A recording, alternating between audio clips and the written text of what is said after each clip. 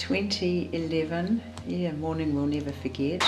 That was the morning that we completely lost our home and all the content. It's your whole life, that all your possessions have gone, as well as where you live.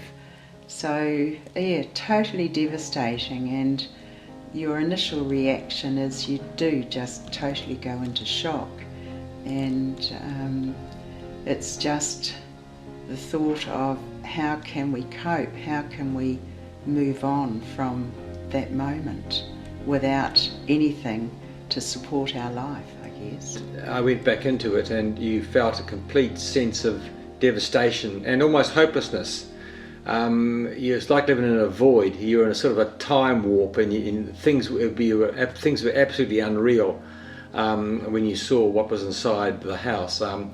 I actually went back inside the house just after the quake, and what I saw just couldn't be described. It was an absolute shambles. Initially, though, we didn't know where we were going to live, so that was an issue, and we didn't know whether, in fact, our son's house or our daughter's house was fit to live in, or any close friends' homes were fit to live in, because 11,000 homes were written off, of course, in that quake. So, yeah, initially we thought, I guess, where are we going to live tonight? That was the short-term problem. So we had to make the decision of what we were able to keep and what could be salvaged, I guess, and what was going to be off to the dump. So I guess we were fortunate to get together a demolition team that were prepared to go into the building and try to salvage what they could. They would call out. I had to stand on the lawn quite a long way from the house, and they just called out, it's all broken, do you want it? And I said, yes, of course, I wanted everything, broken or not. And that was how I was feeling at the time. We had a reasonable insurance policy over them, so I just said, let's just dump the lot and start afresh. To me, the things weren't that valuable, and in my state of mind, I just didn't really care. You didn't understand. I didn't understand either, no. So it was just really my thoughts were quite mercenary, and I just wanted to move on.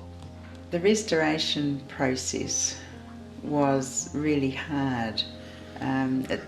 You would think, golly, that's easy, I'll just get it fixed. We brought it all to Hamilton in its devastated state, and the process to find somebody with the expertise to fix it was really difficult. And when I described it, took some pieces to different places and they just said no way. So I just kept looking and believing that I would find the right person that could feel a little bit passionate about all my broken things, and that's exactly what happened. So it was a long process because the mending of it was quite extensive.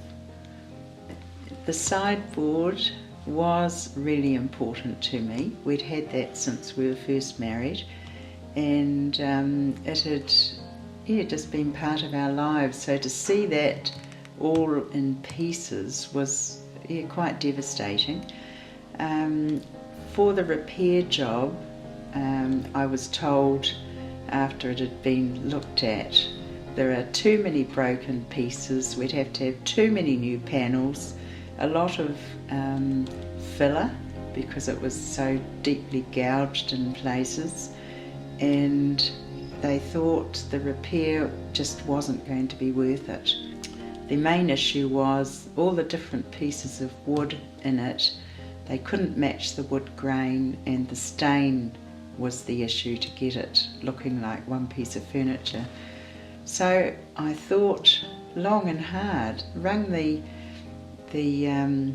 restorer back, and I said, what about painting it black? And there was silence, and then he said, that would work. So that was the solution, and that became my new phrase, let's just paint it black. And that's exactly what happened. And just knowing that I was going to get the same piece of furniture back, painted black, to me it was actually better than it was before, because it was so broken and damaged, and now it was totally restored, and I think it looks better than it ever did. And the lovely thing is, it's full of scars, but all the history's still in it, so it was so worth the effort. We know that God restores, and our furniture story is so symbolic of God's love. He can take our lives totally battered, broken, bruised, and create total perfection.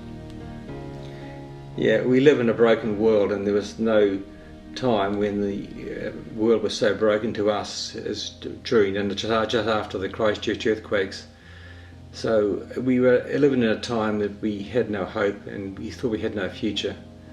But praise God, we are now in a situation where God has given us a future, and certainly we now have hope.